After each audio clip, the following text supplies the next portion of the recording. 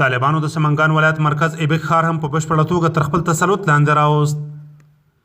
له سمنګان ولایت څخه وروستي رسیدلي راپورونه وایي چې طالبانو د یاد ولایت د مرکز ايبک ښار کنټرول په بشپړه توګه په خپل لاس کې اخیستی او دا مهال طالب ځواکونه په ښار کې د امنیت په ټینګولو بوخت دي.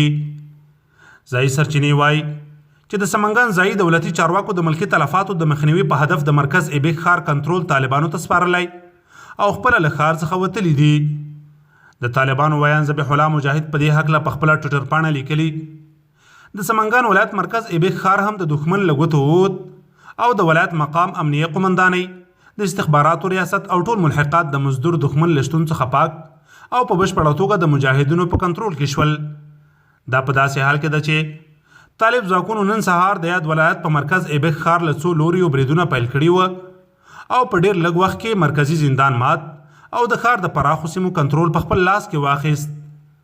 باید وویل شي چې د سمنګان ولایت په نیولو سره په تیرو 3 ورځو کې دا شپږم ولایت دی چې د هیواد په شمال کې د طالبانو لاس ته لویږي.